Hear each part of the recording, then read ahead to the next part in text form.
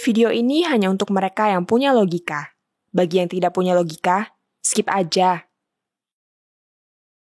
Tepat 1 tahun yang lalu, saya berada di kamar perawatan di Rumah Sakit Siloam.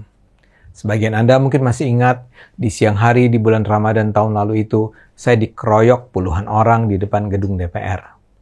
Saya terselamatkan karena ada beberapa teman saya yang dalam ketidakberdayaannya meminta polisi untuk membantu. Sejumlah polisi berhasil menembus barikade manusia yang berusaha menghalangi siapapun yang berusaha menolong saya yang sedang dalam bulan-bulanan kepungan manusia beringas itu. Karena merekalah saya tertolong.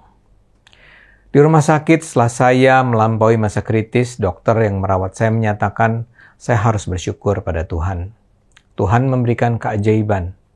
This is a miracle, katanya. Saya bukan saja masih hidup, tapi tidak mengalami cedera yang berarti.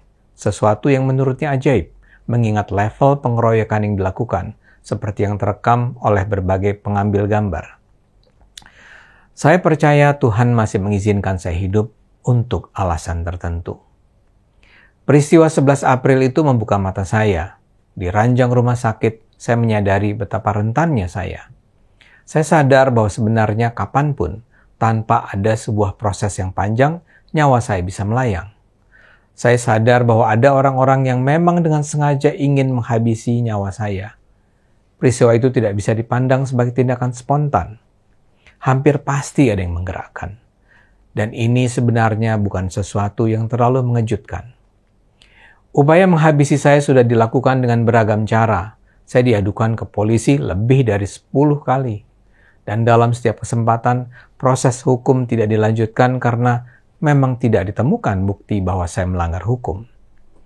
Saya menjadi sasaran cancel culture. Karier saya sebagai dosen dipersulit dengan cara tidak masuk akal. Saya difitnah, dipalsukan tanda tangannya, saya didoxing, diancam, dan seterusnya. Percobaan pembunuhan saya itu memang ekstrim, tapi sekedar kelanjutan dari upaya-upaya sebelumnya. Dan karena itu, peristiwa 11 April 2022 itu membuka mata saya bahwa saya tidak boleh berhenti memperjuangkan apa yang sudah saya perjuangkan dan justru harus mengintensifikasikannya. Ketika peristiwa itu terjadi, saya baru saja meresmikan Pergerakan Indonesia untuk Semua atau PIS, sebuah gerakan aktivisme digital untuk menyuarakan pluralisme dan kesetaraan. Alhamdulillah, PIS sudah sangat produktif menyuarakan mengkampanyekan kebinekaan Indonesia. Tapi kini saya percaya selain PIS yang berteriak di luar, saya juga harus mencoba mengubah dari dalam. Karena itulah saya harus melangkah lebih jauh, mencoba masuk ke parlemen melalui Partai Solidaritas Indonesia. Ada 2 isu besar yang saya percaya dihadapi Indonesia, dan itu harus dilawan melalui partai politik dan DPR. Pertama korupsi, kedua intoleransi. Sebagian orang mengatakan bahwa di Indonesia korupsi sudah bersifat sistemik. Sistemnya itu sendiri yang sudah korup, dan Anda hanya bisa survive dengan mengikuti aturan main sistem yang korup itu. Ini terlihat dalam kasus DPR. Anda mungkin saja seorang yang bersih, berintegritas, jujur, anti korupsi. Tapi begitu Anda masuk partai politik dan masuk parlemen, dalam waktu tak lama Anda akan ikut korup. Saya tidak percaya itu.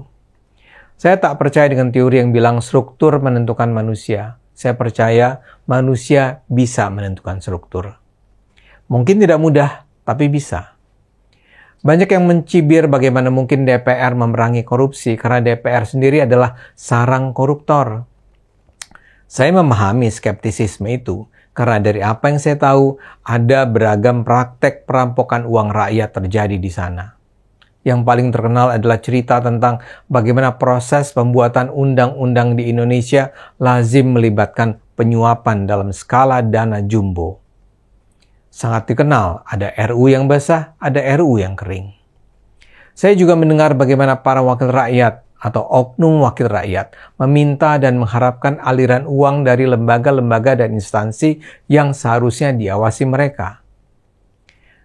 Korupsi di DPR harus dilawan, karena dia adalah akar masalah gurita korupsi di Indonesia. Perlawanan bisa dilakukan kalau ada banyak orang bersih masuk DPR. harus ada banyak orang baik yang sungguh-sungguh memerangi korupsi di DPR. Setiap partai politik harus mengajukan nama-nama orang baik sebagai caleg mereka. Seringkali rakyat diminta untuk lebih melek politik dan hanya memilih orang-orang baik dalam pemilu nanti. Tapi kritisisme masyarakat tidak akan banyak berarti kalau orang-orang yang hendak dipilih memang korup. Kumpulan orang korup akan mati-matian mempertahankan sistem yang korup. Dan untuk itu kumpulan orang korup itu hanya akan mengizinkan sesama orang korup untuk masuk DPR. Ujung-ujungnya kumpulan orang korup ini akan mempertahankan praktek korup dan menelurkan produk perundangan yang pro-koruptor. Salah satu kasus terakhir adalah soal RUU perampasan aset. Presiden Jokowi sudah beberapa kali meminta agar DPR mengesahkan RUU yang sudah dirancang pemerintah itu untuk memerangi korupsi. Tapi DPR terlihat enggan. Seorang anggota DPR malah bilang itu semua bergantung pada ketua partai. That's it. Tidak ada penjelasan, tidak ada diskusi. Cukup dijawab dengan tergantung ketua partai. Dan para anggota DPR lainnya pun tertawa-tawa. Kita juga semua sudah berulang kali mendengar betapa para anggota DPR senang sekali melakukan kunjungan kerja dan perjalanan dinas, terutama untuk memperoleh uang perjalanan yang luar biasa besar. Jadi sumber kekayaan anggota DPR itu beragam. Itu yang mungkin menjelaskan cerita Krisdayanti bahwa setiap tahunnya penghasilan anggota DPR bisa mencapai 3-4 miliar rupiah. Ini semua harus diubah, dan cara untuk mengubahnya adalah dengan masuk ke dalam parlemen. Isu lain yang sama besarnya adalah intoleransi. Penindasan terhadap keberagaman, kesetaraan, perbedaan terhadap hak beribadah, hak untuk memiliki keyakinan berbeda berada pada titik mengkhawatirkan di Indonesia. Kita tidak boleh lagi membiarkan hadirnya peraturan-peraturan yang mempersulit umat manapun untuk membangun rumah ibadah agama manapun. Kita tidak boleh lagi membiarkan adanya peraturan yang memaksakan pakaian seragam siswi-siswa dengan merujuk pada apa yang secara sempit dianggap sebagai ajaran agama. Kita tak boleh lagi membiarkan ada undang-undang yang mewajibkan bahkan makanan kucing dan pakaian dalam harus memenuhi sertifikasi halal. Kita harus melawan itu semua sebelum suatu saat nanti kita tiba-tiba disadarkan bahwa keindahan kebinekaan yang kita miliki sudah dihabisi. Karena itulah saya percaya saya wajib menjalani babak baru ini dengan berusaha masuk parlemen melalui PSI. Dan PSI saya pilih karena PSI adalah pilihan yang paling sejalan dengan akal sehat saya. Saya tidak ingin bicara tentang partai-partai tua dan besar. Tapi di PSI, saya melihat bukan saja kemudaan, tapi kejujuran, integritas, kebersihan, keberanian, dan walau mungkin juga kenaifan. PSI adalah game changer buat Indonesia. 5 tahun yang lalu saya sudah mendukung PSI. Tapi ketika itu belum ada pembuktian apa-apa yang diberikan PSI sebagai partai baru. Kini mereka sudah menunjukkan bahwa dalam 4 tahun perjalanan mereka secara konsisten memperjuangkan nilai-nilai yang selama ini saya anggap penting. Mereka konsisten melawan korupsi. Contoh terbaiknya adalah apa yang mereka lakukan di Jakarta, dan mungkin juga di daerah lain yang saya tidak ketahui karena pemberitaan mengenainya tidak terekspos ke Jakarta. Mereka membongkar lem Aibon, skandal Formula E, menolak kenaikan gaji yang menurut PSI tidak penting, menggugat tender pembelian gorden yang tidak masuk akal, dan seterusnya dan seterusnya. Dalam kasus lem Aibon, anggota PSI yang membongkar skandal itu bahkan diberi sanksi oleh Badan Kehormatan DPRD. Karena kengototan sikap mereka dimusuhi fraksi-fraksi lain.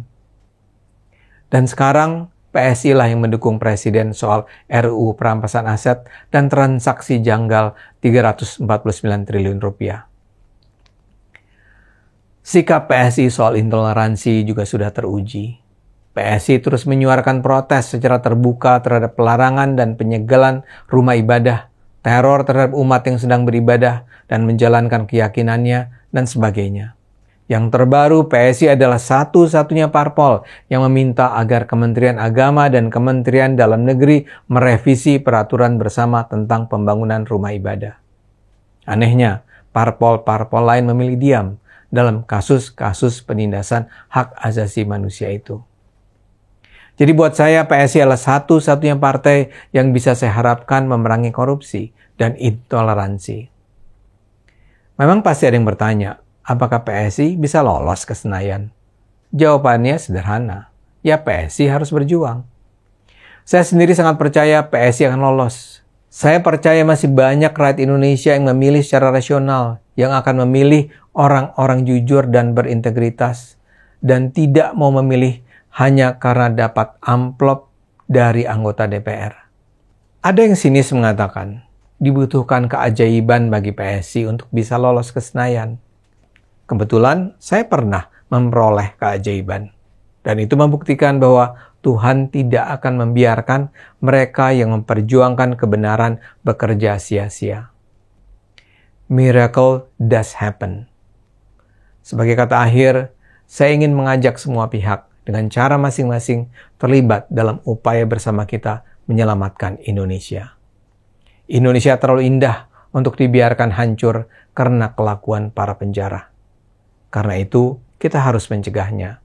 Kita harus menjaga Indonesia dan biarkan Tuhan menyelamatkannya. Ayo gunakan akal sehat, karena hanya dengan akal sehat negara ini akan selamat.